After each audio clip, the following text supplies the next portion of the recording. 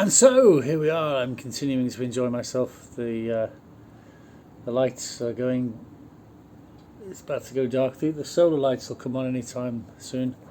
Don't know if you can see, but the jacuzzi is actually pretty cool. It's got lights underneath, and you can actually play with the lights. You can make them change colour and stuff like that. It's really cool. I like it a lot.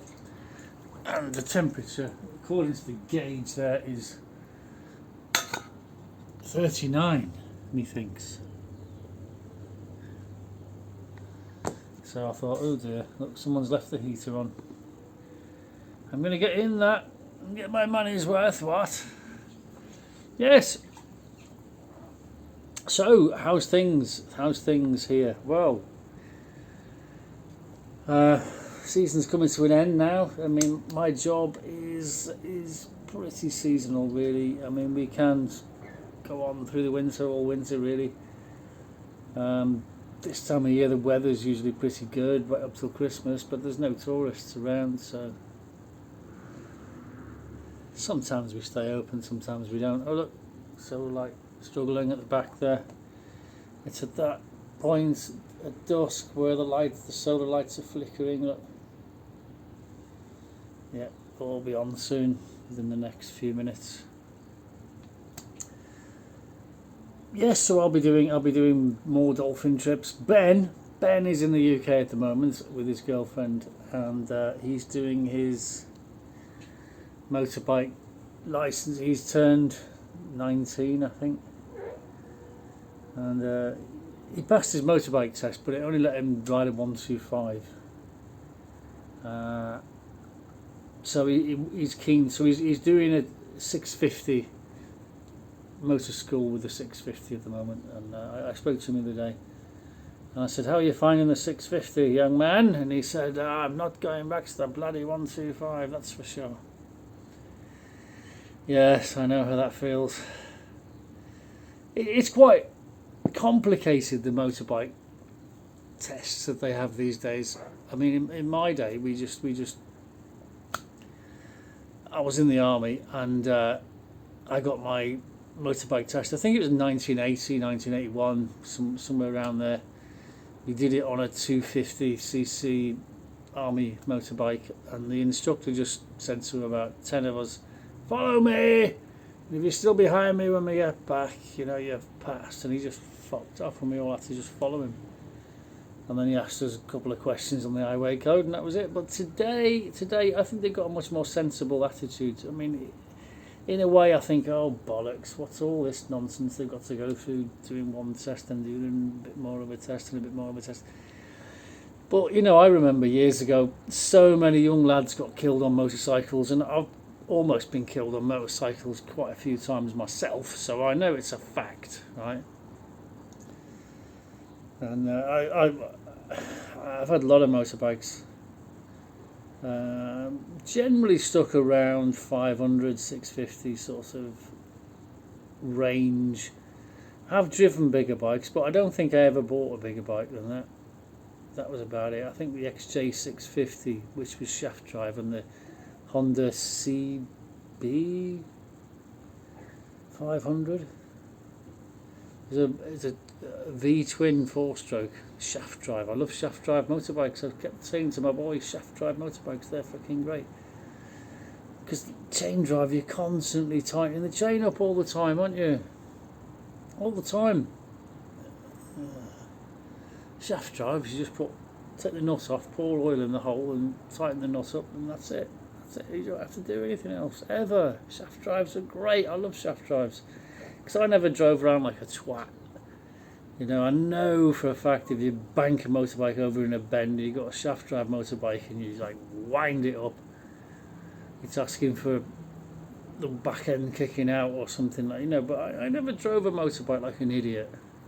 I never wanted to be Barry Sheen, you know. I drove my motorbike, I drove it hard, but I didn't drive it that hard. And so many times I came near to being killed, and if it hadn't been on a 500 or thereabouts, I wouldn't have had the power to get out of the situation. You know, you can knock it down a couple of gears, wind it up, and you can shoot through that situation before it happens. Whereas if you're on a lower powered motorbike, you couldn't do that. All you can do is at best is brake, and then yeah. So yeah, so a lot of kids have been killed on motorbikes, and I think it's good that they're trying to figure out a more positive way of making young lads understand how dangerous these fucking things. Because I drove like an idiot when I was 21. I thought I was the best fucking driver in the world, and it all ended very quickly in a most horrific crash. I was driving I bought this Morris Marina estate, which I thought was fucking amazing. It'd do 100 miles an hour. I'm going back to when I was 20, almost 21, and these are the days before seatbelts were mandatory. Okay, so needless to say, I was driving like a fucking idiot and didn't have a seatbelt on, and I was gassing it in the rain, and I came around a bend, and some person just pulled out in a Morris Minor, pork pie, the lot, flow in the passenger seat, just pulled out into the main road, and I just slammed on because I was just fucking idiot.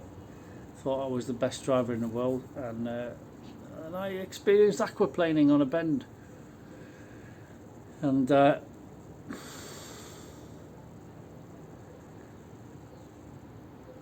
nub of aquaplaning is your wheels lock up. This is before limited slip braking.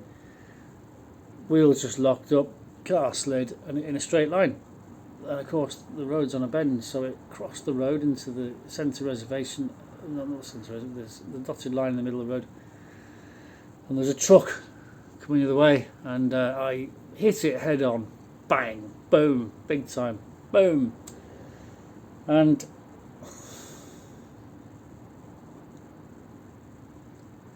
I thought, shit.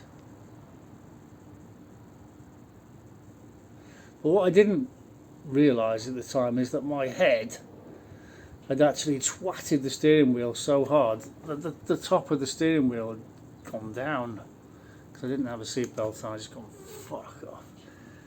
And I could hear the guy in the passenger seat. It was another petrol head who was driving like a cunt all the time, so there was a bit of peer pressure there. I'm not making excuses, I'm just saying how it happened. You know, I was being a twat, driving far too fast in the conditions, in the rain. And the nub of it was, someone fucking pulled out, I braked and fucking lost control, and hit a truck coming the other way. So all my face was smashed in on the steering wheel at 21 years old. I think I spent my 21st birthday in hospital, actually. I was in hospital for about 9 days. And I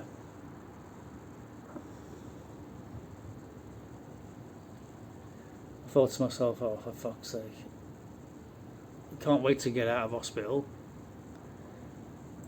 And when I get out of hospital, because all my face swelled up like a fucking balloon, you know, as you would expect.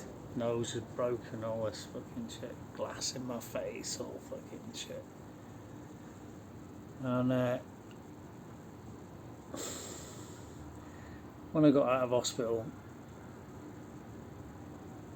I rang around, found out where the car was, went down to the pound where the car had been recovered to, and fuck me, because I was thinking, you know, well, you know, we can knock the dent out, you know, we can get a new bonnet, maybe a new headlamp.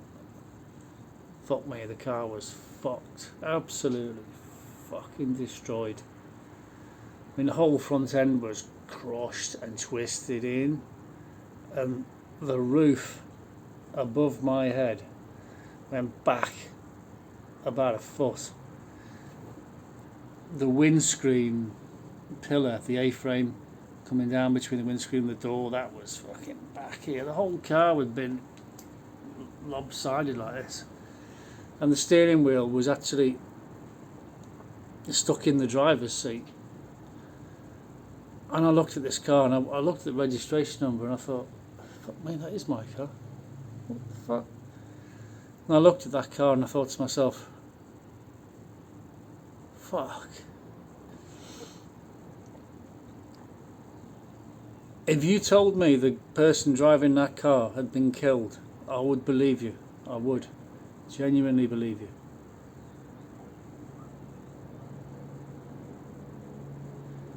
That car is destroyed. It's destroyed. How the fuck am I still alive? That's what I thought at the time.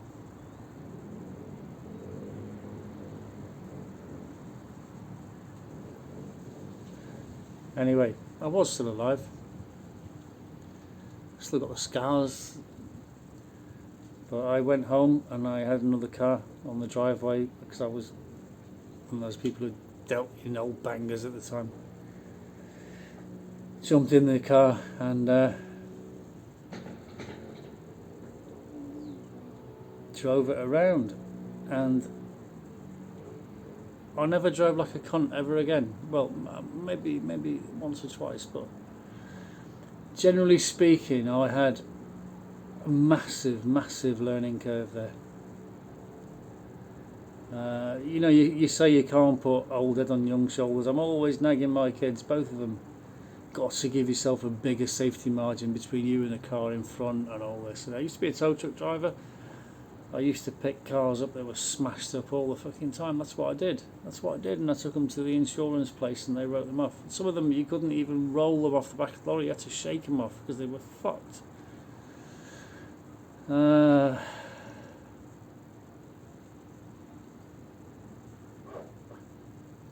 was very lucky indeed. I should have been dead.